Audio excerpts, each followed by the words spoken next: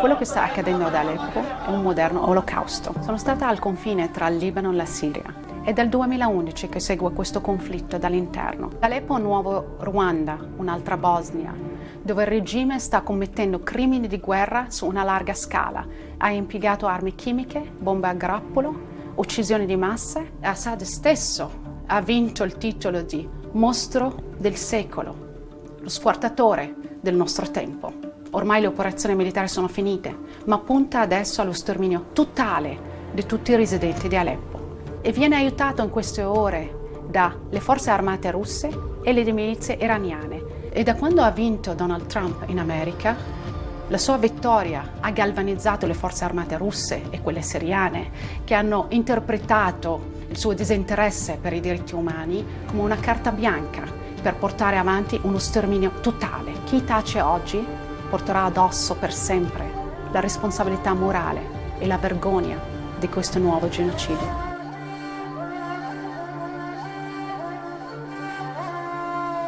Aleppo, dove continuano pesantemente i bombardamenti siriani e russi. Vediamo il servizio dell'inviata della RAI, Lucia Goracci. È la guerra ai bambini, si consuma nella città di Aleppo. Le grida dei genitori che immaginavano, speravano di avere mandato i loro figli in un luogo sicuro, come dovrebbe essere una scuola, sono un dolore che si rinnova. I bambini di Aleppo Ovest soffrono negli ospedali, ma su quelli ad est, colpiti quotidianamente dall'aviazione siriana e russa, l'assedio impedisce ai giornalisti di arrivare e agli aiuti di aprirsi varchi umanitari. Giovanna Botteri, collegata da New York. Ovviamente in America si parla tanto della campagna elettorale, ma oggi Kerry è a Londra, dove c'è stato un summit. Londra e Washington avrebbero concordato sulla necessità di mettere ulteriori sanzioni su Mosca per quello che sta succedendo in Siria. La verità è che nella campagna elettorale lo scontro con la Russia è entrato prepotente, anche perché si accusa Putin di sostenere Trump. The American Republican presumptive nominee Donald Trump. You called him brilliant, outstanding, talented. These comments were reported around the world. I was wondering what in him led you to that judgment, and do you still hold that judgment?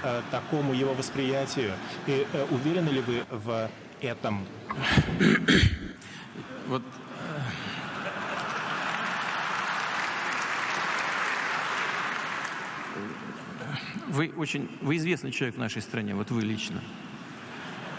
И не только как ведущий на одной из крупнейших телевизионных корпораций, но и как интеллектуал.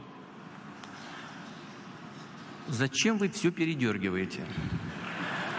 Вы возьмите, над вами берет верх журналист, а не аналитик. Ну посмотрите, что я сказал. Я на ходу сказал, что Трамп яркий человек. А что, не яркий? Яркий.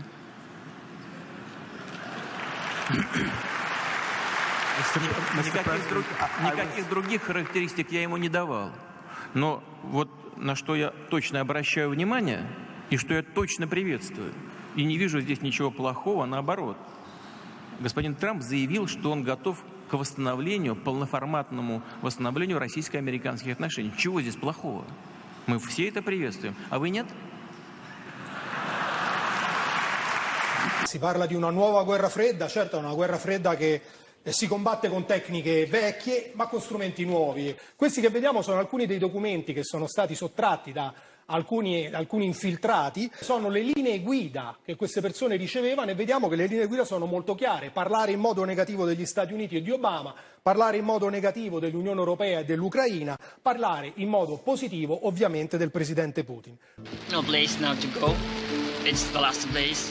This may be my last video. This might be close to, if not the last communication. It's the last time that I talked to you. Bombs are everywhere. People are running They don't know where, just running. We are here living a genocide, literally. People are executed. It's as simple as that. Final messages are flying out of Aleppo, Syria. They're taking social media by storm simultaneously. It almost looks like a coordinated PR campaign. It's almost as if they were hoping these final messages would trend and get picked up by mainstream media. It's almost like these are just innocent civilians with no message, no strategy, no politics, just people simply fighting for their lives. One day, saying goodbye to the world on social media, the next day giving interviews to BBC, CNN, and Al Jazeera, all in prime time.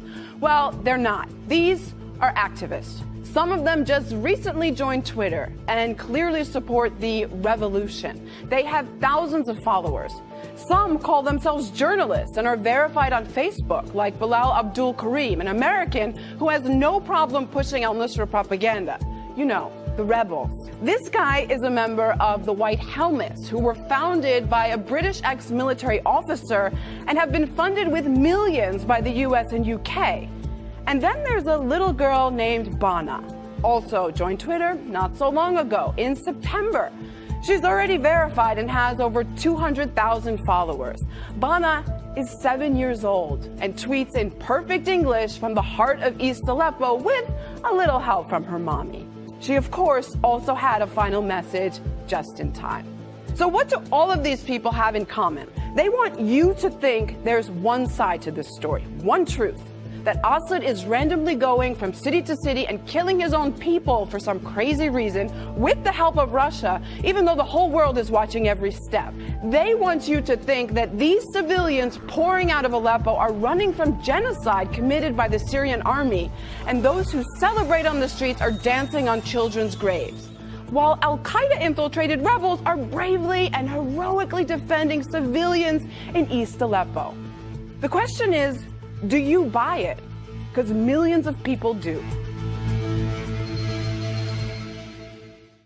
When you talk about the Syrian people and what the Syrian people want, how can you quantify that? Do you have any independent surveys where you can actually document that? And secondly, you talk about the corporate media, the Western media, the lies, and all of this. Could you explain what you think might be the agenda from us in the Western media, and why we should lie, why the international organizations on the ground should lie, why we shouldn't believe all these absolutely documentable facts that we see from the ground, these hospitals being bombed, these civilians who are talking about the atrocities that they have been experiencing. How can you justify calling all of us liars? Sure. Thank you. I mean, there are certainly honest journalists amongst the very compromised establishment media. Let's start with your second question. So, international organizations on the ground. Tell me which ones are on the ground in Eastern Aleppo. Yeah, okay, I'll tell you, there are none. There are none. These organizations are relying on the Syrian Observatory for Human Rights, which is based in Coventry, UK, and which is one man. They're relying on compromised groups like the White Helmets, which, let's talk about the White Helmets. The White Helmets were founded in 2013 by a British ex-military officer. They have been funded to the tune of $100 million by the US, UK, and Europe, and other states. They purport to be rescuing civilians in Eastern Aleppo and Idlib, yet no one in Eastern Aleppo has heard of them. And I say no one, bearing in mind that now 95% of these areas of Eastern Aleppo are liberated. The White Helmets purport to be neutral, yet they can be found carrying guns and standing on the dead bodies of Syrian soldiers. And their video footage actually contains children that have been recycled in different reports. So you can find a girl named Aya who turns up in a report in month, say, August, and she turns up in the next month in 2 different locations. So they are not credible. The SOHR is not credible. Unnamed activists are not credible. Once or twice, maybe, but every time, not credible. So your sources on the ground, you don't have them. As for your agenda, not your, but the agenda of some corporate media, it is the agenda of regime change. How can the New York Times, I was reading it this morning, Or how can Democracy Now!, which I was reading the other day, maintain until this day that this is a civil war in Syria? How can they maintain until this day that that the protests were unarmed and nonviolent until, say, 2012? That is absolutely not true. How can they maintain that the Syrian government is attacking civilians in Aleppo when every person that's coming out of these areas occupied by terrorists is saying the opposite? How do I quantify the support of the Syrian people? The elections. In 2014, the Syrian people held elections, with the point being, overwhelmingly, the people support President Assad. There are people that want change in the government. We're not pretending they don't want change. Everybody wants change. But in terms of support of the government, the point is they don't see President Assad as the problem. They see the problem as terrorism. They see elements of problems in the system that they have there, but President Assad they don't see as the problem. They actually overwhelmingly support him. So I'm basing it on their choice in their leader, and I'm basing it on my interactions with people in Syria. What's happening in Aleppo is one thing. What the media is telling you is happening is entirely another. 100,000 people are trapped in the city. We're getting reports of executions. A very grim picture is emerging from inside Aleppo. Tens of thousands of civilians are still trapped in the ever-shrinking rebel enclave. Complete meltdown on humanity. And the source is, well, someone told them. That's it. Very little of what you see in the Western media about Aleppo is verified. After all, they've got no one on the ground. Who is doing these killings? I can't say who's done all of them, but we understand at least one Iraqi militia is involved. We've heard of killings of civilians in this way in 4 different locations, so it may well be different forces involved.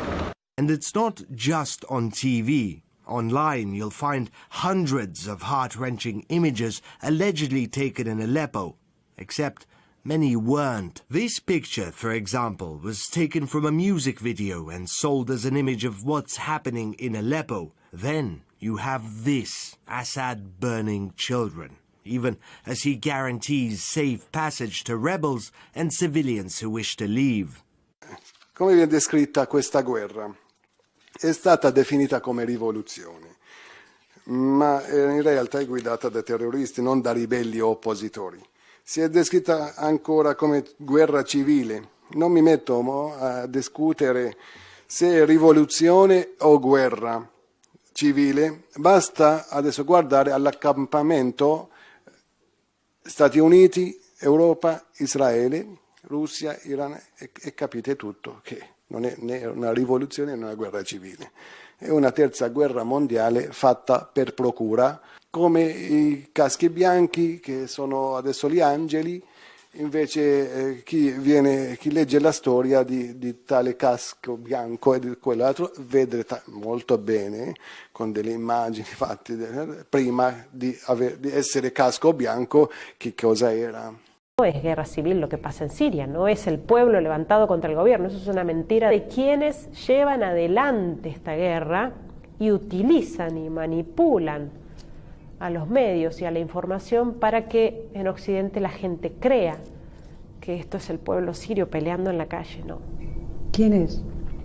Son grupos armados de fuera de Siria, grupos terroristas, son grupos mercenarios, grupos pagos, es decir, los que están financiando esta guerra, países de Medio Oriente como Arabia Saudita y los países de Occidente que están apoyando a los rebeldes, están apoyando en definitiva el terrorismo. Por eso justamente lo de basta de vender armas a la oposición moderada, porque la oposición moderada no existe y nunca existió. La única defensa del pueblo sirio en estos 5 años, la única defensa ha sido su propio ejército nacional y ahora últimamente Rusia.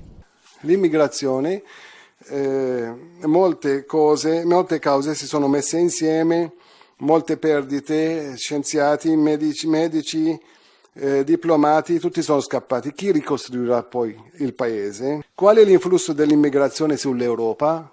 E questo lo sapete voi perché non ho la risposta. Le nostre aspettative, infine, dire basta alla guerra. Voi senatori potete dirlo se volete. Dire basta alla guerra, cioè smettere la vendita delle armi, smettere di pagare gli stipendi ai terroristi, bloccare il flusso dei terroristi via Turchia e Giordania A mio avviso, facendo questo, in poco tempo, non so, pochissimo tempo, la guerra finirà calmamente. O credete ancora alla favola di una coalizione delle più grandi forze mondiali che combatte da 2 anni e non può fare fuori una banda, un po' di banditi? Togliere le sanzioni economiche che fanno danno solo al semplice cittadino è una cosa immorale, è una cosa ingiusta. So what we saw in Damascus and what we saw in the 2 villages we visited outside Damascus belies the propaganda that has overwhelmed us. It's hard. It's hard for even those of us who have been in the peace movement for a long time. It's hard for us to ignore this propaganda. It is so well orchestrated. This is not a civil war in Syria. That's probably the first thing we heard, and we heard it over and over again. It is not President Assad against his own people. It is President Assad and the Syrian people all together in unity against outside forces, outside mercenary forces, terror organizations, the names change every day or every other day to try to protect their identity and maybe keep the connection between the country that funded it and that group kind of a little bit more nebulous. But there are groups, mercenary forces, supported by Qatar, Saudi Arabia, Turkey, the United States, and underneath it, Israel, the state of Israel. When it was time for the U.S. to unseat Saddam Hussein, after years of sanctions and 2 wars, he fell like that.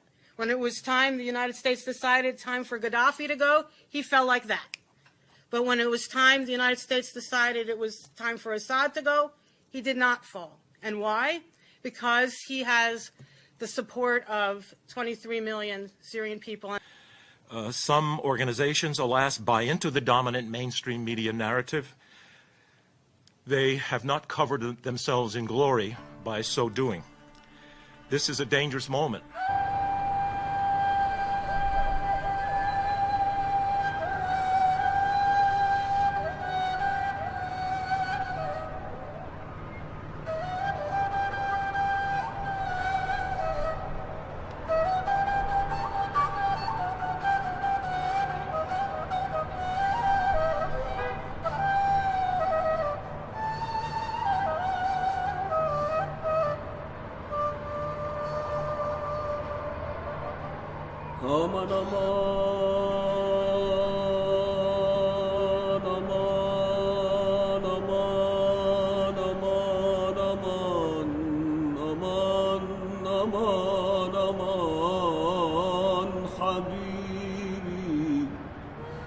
Noi lo sappiamo bene, cioè, le cose chiare tutti quanti lo sanno, tutti quanti sono consapevoli e tutti quanti fanno finta di non sapere.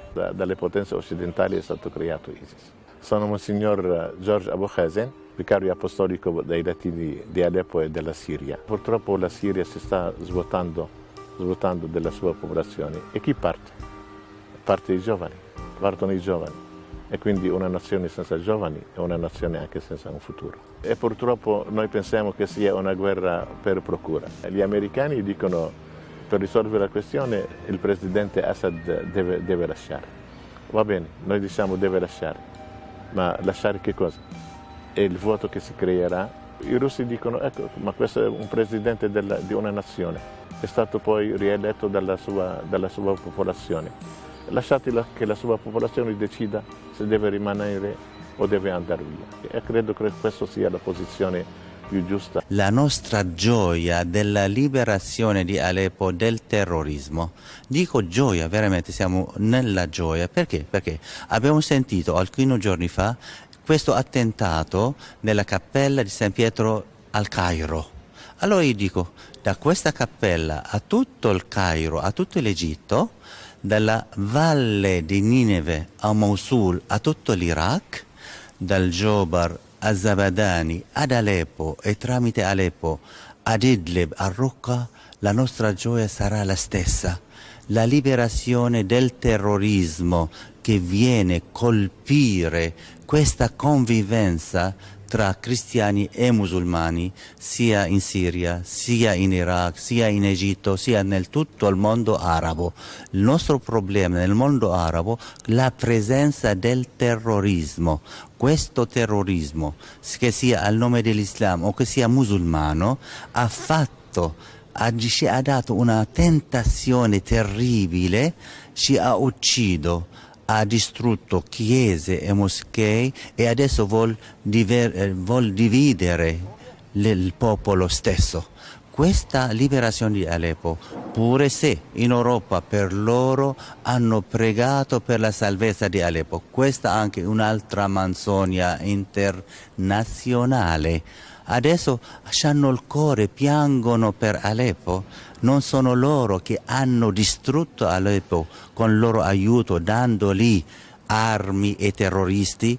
Adesso piangono le nostre vedove. Non sono loro che hanno ucciso i nostri soldati.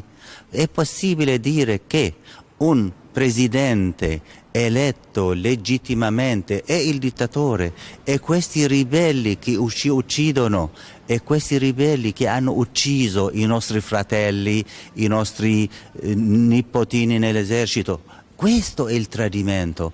Un straniero o che sia un siriano traditore che uccide l'esercito o un soldato nell'esercito, questo è il tradimento. Il presidente con suo esercito hanno il dovere di proteggerci come siriani e noi siamo adesso con loro con la gioia di questa liberazione e ci auguriamo non solo per Aleppo, per tutta la Siria, tutta la Palestina, tutta la Terra Santa, tutto l'Iraq e tutto anche l'Egitto, una liberazione dove ognuno può vivere e deve vivere in dignità a casa sua. E ieri stesso con questo noi nel nostro concerto abbiamo pregato per la pace nel Medio Oriente, per smettere di perseguitare cristiani e non cristiani che non hanno la stessa fede e per il ritorno di ogni sfollato a casa sua per vivere in dignità. Secondo i dati delle Nazioni Unite, dall'inizio dell'operazione militare delle forze aerospaziali russe in Siria, più di 1 milione di profughi sono tornati a casa. La notizia del rimpatrio di più di 1 milione di siriani è stata ignorata dai mass media italiani.